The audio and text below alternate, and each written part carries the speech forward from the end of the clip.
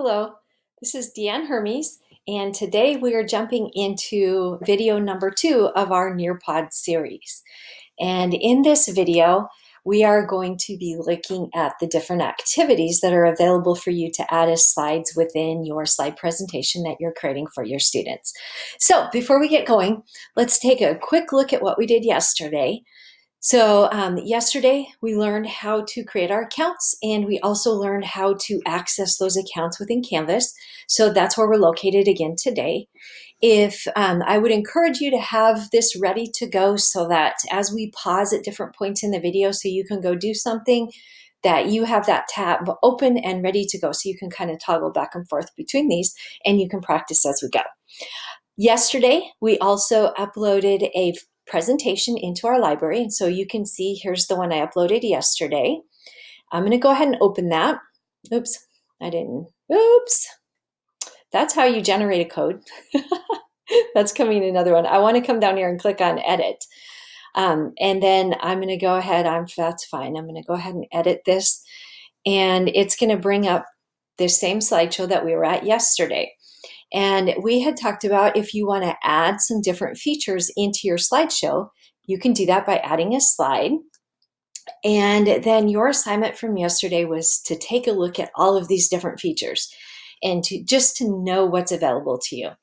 And I hope you had some fun with the field trips. Those are great, aren't they? And you can do that virtual field trip without even having goggles or anything like that. So pretty cool. All right. Now what I want to do before we move on is I want to show you how you add this into your slideshow. So let's say we wanted to do one of these simulations and we wanted to add this in. I'm going to go ahead and just click on one of these and I'm going to create done. And this is going to put a brand new slide into my show. Now, when it adds a new slide in, it always adds it at the end of your presentation. But what you can do is you can quickly drag this anywhere you want to in your presentation. So you can rearrange any kind of slides that you want. If I wanted to rearrange slides 6 and 7, I could do so just by quickly drag and dropping, and it will arrange those different ones. So here I had my simulation all built. So if I wanted to take a quick peek at that, I'm just going to double click on it, open it up, and it's going to process that so I can see what that simulation is all about. So I can do some adjusting, I can play around with it. This is just the different things that your students would be able to do with this simulation. I haven't played with this one yet, so I'm going to guess you drag and drop things in. Maybe you drag and drop them in up there. But so anyway, so now I'm all done with that. I can edit it if I want to, or I can just click done and it saves it right into my presentation. So that's how you kind of add slides in and move them around. Isn't that so simple? I mean, it's amazing. Okay, let's go ahead and take a look now at today's learning. So I'm going to add another slide. And this time, instead of content, we're going to go take a look at the activities. These are so fun. You're going to love these. Again, today's work is pretty much going to be to play around with all of these and really gain an understanding of what they can do and what they are. So I know you can read through all of these. I'll just give you some quick tips about these. So Time to Climb, this is actually a game that your students can play against each other where they answer questions and see who can get to the top of the mountain first. So it's really fun. You can play that in both modes, synchronous and asynchronous. But if you're doing remote learning at home and through a Zoom, you have a group of students together and you're going through the presentation together, then all at the same time, your students will be able to play this game and answer those questions, and they can see in lifetime how they're doing against the other people in their class. And you can set this to anonymous too, so that they don't see each other's names. I do want to call out your attention to the open-ended question. I'm going to go ahead and open that and create one of those slides because this is to me a really huge feature of what you're able to do with this. So once you've opened this, you have several options. You can type in your question. You can add a timer. So if you want them to only have 3 minutes to be able to complete their answer, whatever you want, you can add that in. But you can also add media, video, audio instructions, anything you want. You can add this in as a teacher. So if you wanted to bring an image in and then you wanted your students to be able to talk about what they see in the image, or let's say that you are a foreign language teacher and you wanted them to use their foreign language skills to describe what they see in the picture or to label a couple of things, you can add a video in here, PDF. You can add audio. So if you wanted to have just an audio message to your students in here, you can add that too. So if you wanted to have a picture and add audio, you can do that as well. You can add web content here. And then here is the audio is if you're bringing in like a podcast or something. And then the audio recorder is if you want to bring in your voice.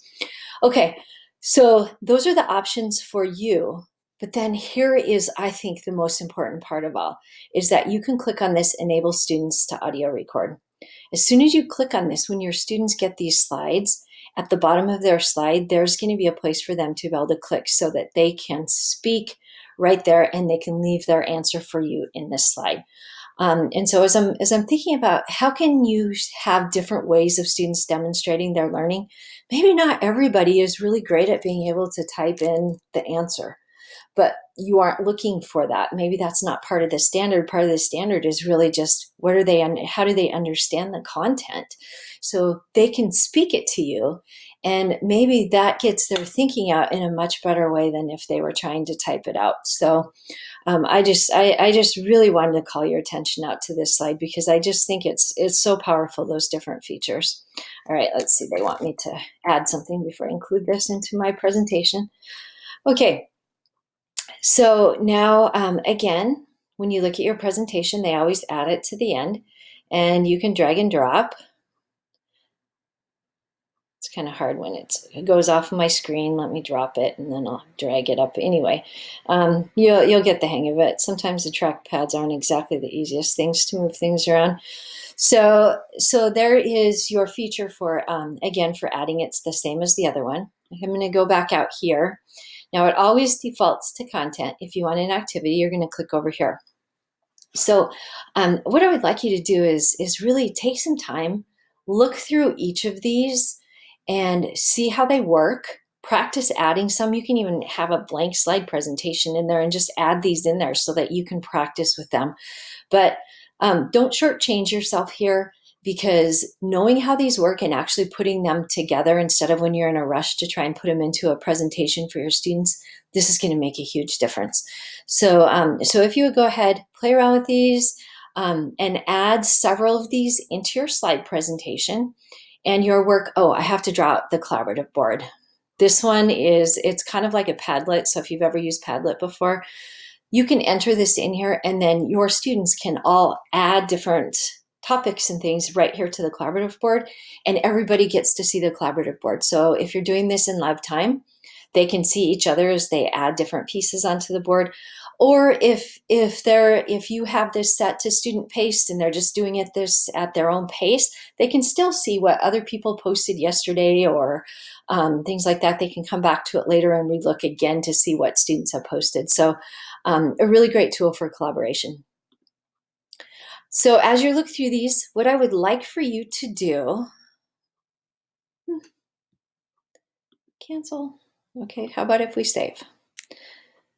Things are going a little slow today.